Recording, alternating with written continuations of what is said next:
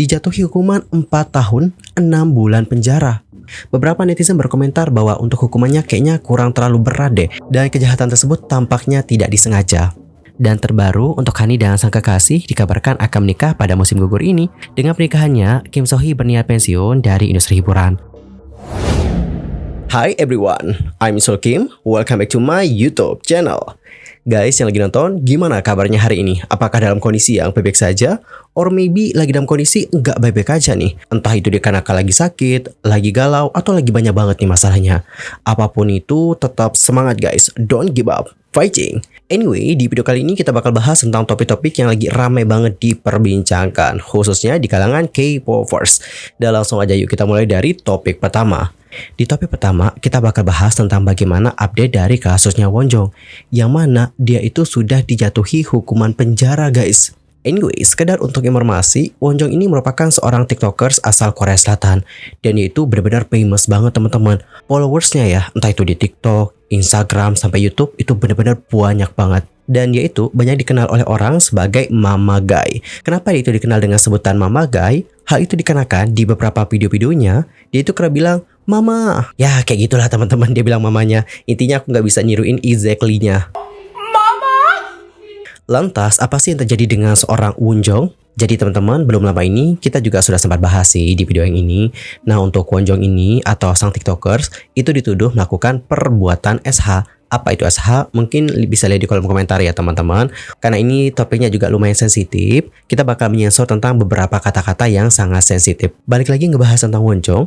Jadi dia itu seperti dituduh melakukan perbuatan SH terhadap seorang wanita yang lagi minum bersama dengannya. Menurut laporan dari seorang reporter yang bernama Yo Hyun Kyo, si tiktokers yang kerap memparodikan video-video yang populer di sosial media dan mendapatkan jutaan followers dan juga sempat diundang ke stasiun televisi, itu kayak tiba-tiba berhenti mengunggah sesuatu di sosial media. Atau lebih tepatnya kayak hiatus gitulah guys. Dan usut punya usut ya teman-teman, alasan kenapa dia itu kayak hiatus dari sosial media, hal itu dikarenakan bagaimana dirinya yang ditangkap oleh polisi karena diduga melakukan SH terhadap seorang wanita dengan satu pria lain. Jadi bukan hanya dia sendiri guys, ada juga temennya. Si tiktokers yang kemudian disebut sebagai A ini lantas membawa seorang wanita yang kemudian disebut sebagai B ke rumah seorang kenalan laki-laki sambil minum bersamanya. Hal itu terjadi pada bulan Juli tahun lalu. Dan Yorobun, pada saat itulah ia diduga melakukan SH terhadap si B ini. Si B yang merupakan korban lantas menceritakan kepada polisi yang datang pada saat laporan, mengatakan bahwa dirinya yang tertidur dan juga terbangun mendengar suara video direkam, dan saat itulah ia menyadari bahwa dirinya telah menjadi korban SH yang dilakukan oleh dua orang, yakni si tiktokers A dan juga temannya. Kantor polisi Gangnam di Seoul yang menyelidiki kasus tersebut lantas menangkap si A dan juga temannya pada tanggal 12 dan mengirim mereka ke kejaksaan pada tanggal 15 atas tuduhan P-word semu khusus. For your information, kasus P-word semu khusus ini merupakan kejahatan di mana dua orang atau lebih melakukan SH terhadap seseorang yang lemah secara mental ataupun fisik atau tidak mampu melawan dan dapat dihukum dengan hukuman berat hingga 7 tahun penjara. Dan dalam pemeriksaan yang dilakukan tahun lalu, si A yang merupakan tiktokers ini disebut telah membuat pernyataan yang mengatakan bahwa ada kesepakatan dengan si B, atau dalam artian kayak hal itu dilakukan dikarenakan suka sama suka. Namun, hal ini tidak dipercayai sepenuhnya dan akan dibuktikan saat pengadilan nanti. Selain itu, polisi juga menyelidiki tentang bagaimana tuduhan bahwa si A sama temannya ini merekam video secara ilegal. Namun, pada saat itu, polisi memutuskan untuk tidak meneruskan kasus tersebut dikarenakan tidak ditemukan bukti di ponselnya si A ini. Makanya, untuk kasus pembuatan video yang nggak senonoh itu dihentikan teman-teman. Usai mendengar kabar ini, pada kala itu banyak banget dari netizen yang kaget, terlebih dengan bagaimana image dari seorang Wonjong selama ini. Deddy Corbuzier yang juga sempat mengundang sang tiktokers ke podcastnya juga menjadi murka. Dalam salah satu unggahannya pada tanggal 24 Desember 2023, Deddy membagikan ulang cuitan warganet yang menggambarkan spekulasi tersebut. Dan dalam unggahan tersebut, Deddy Corbuzier menuliskan, "Jikalau ini benar, girls listen. Cowok lembut, ya inilah oknum predator yang menyerupai cowok lembut untuk mendapatkan perempuan. Mereka memberikan obat dan kemudian mem-P-word korbannya. Dikarenakan mereka itu nggak punya nyali sebagai laki-laki. Pokoknya untuk Deddy Corbuzier tuh kayak ya murka banget lah teman-teman ya. Apalagi kan juga sempat diundang gitu ke podcastnya. Sangat tidak disangka-sangka. Dan teman-teman, terbaru ya, seperti informasi yang aku dapatkan dari beberapa media Korea, sang TikTokers itu telah resmi dijatuhi hukuman penjara pada sidang pertama. Pada tanggal 30, Divisi Perjanjian Pidana 26 Pengadilan Distrik Pusat Seoul atau Ketua Hakim Lee Hyun Kyung menghukum si A, seorang pria yang berusia 20-an dengan 3 tahun 6 bulan penjara atas tuduhan melanggar undang-undang khusus tentang hukuman kejahatan seksual dengan kekerasan P-word semu khusus. Dan teman-teman, gak cuma dia doang, kenalannya yang juga ikut serta dalam kejahatan tersebut dijatuhi hukuman 4 tahun 6 bulan penjara. Dan teman-teman, tidak hanya itu saja, pengadilan juga memerintahkan keduanya untuk menyelesaikan program pengobatan kekerasan SWO selama 40 jam, membatasi pekerjaan di lembaga terkait anak selama 5 tahun, dan mendaftarkan informasi pribadi. Pengadilan lantas mengatakan, pada saat kejahatan terjadi, korban tampaknya dalam keadaan cacat mental dan juga fisik, atau dalam keadaan tidak mampu melawan. Korban secara konsisten menyatakan fakta-fakta mengenai kerusakan yang dialaminya, dan tampaknya tidak punya motif untuk membuat pernyataan palsu. Pengadilan juga menunjukkan, kejahatan para terdakwa tidak baik, dan mereka bahkan membuat pernyataan palsu kepada badan investigasi untuk menghindari menjadi penjahat bersama. Dapat digarisbawahi, ada pernyataan palsu yang sudah dibuat oleh mereka. Dan kemudian mereka juga menjelaskan alasan di balik hukumannya dengan mengatakan bahwa mereka mempertimbangkan fakta bahwa terdakwa adalah pelaku yang pertama kali melakukan kejahatan tersebut. Dan usai mendengarkan bagaimana hukuman yang diterima oleh si TikTokers bersama dengan temannya ini, beberapa netizen berkomentar bahwa untuk hukumannya kayaknya kurang terlalu berat deh. Seharusnya untuk para pelaku-pelaku yang melakukan kejahatan seperti ini, itu dihukum dengan lebih berat. Itu adalah komentar-komentar dari netizen ya guys. Dan sebenarnya mereka juga sudah menjelaskan alasannya sih guys. Katanya mereka itu mempertimbangkan fakta bahwa terdakwa adalah pelaku pertama kali atau kayak pertama kali melakukan kejahatan tersebut.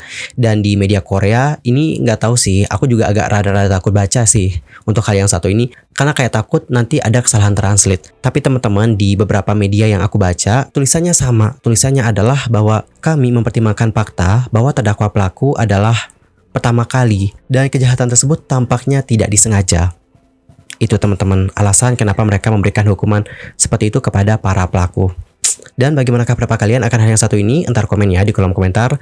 Dan seandainya jika ada kesalahan translate di bagian tadi, mohon koreksi supaya aku langsung bisa potong bagian tersebut. By the way, soal hukuman untuk para pelaku seperti ini, jangankan ini ya guys, yang kemarin yang kasusnya lebih besar, yang kasus BS itu, lihat deh hukumannya kayak gimana. Hukumannya ya Allah, sangat miris banget sumpah. Dan guys, sekarang kita akan move ke informasi yang berikutnya. Kita akan ngebahas tentang kabar bahagia dari Honey Exit yang akan segera menikah. Wow, happy wedding. By the way, untuk yang belum tahu Honey itu siapa, mungkin aku bisa kenalin dulu ya. Singkat aja kok guys perkenalannya, nggak panjang lebar, oke? Oke, untuk informasi, Honey ini merupakan member Exit teman-teman. Dan dia itu kayak mencapai popularitas usai fancamnya menjadi viral. Kalian tahu nggak sih yang we are yups. Dia benar-benar viral banget teman-teman dikarenakan fancam itu. Bahkan ya guys, saking viralnya fancam ini, gak hanya ngebuat namanya dia itu menjadi populer, tapi juga menyelamatkan grupnya, yakni Exit. Dan untuk Honey, itu juga gak hanya berkarir sebagai seorang idol, namun dia juga sudah terjun ke dunia acting. Dan actingnya juga gak kaleng-kaleng sih. Aku kemarin lihat actingnya Honey di Idol The Cove. Itu actingnya keren banget guys. Aku sampai nangis nontonnya, sumpah. Sebagus itu drama ini. Tapi gak tahu kenapa ya, drama ini tuh kayak underrated banget. Padahal dramanya seseru itu, sangat menyentuh. Pokoknya seru banget deh guys. Dan kalian mungkin bisa kepoin deh dan bisa lihat bagaimana acting dari Honey di sana. Actingnya tuh keren banget.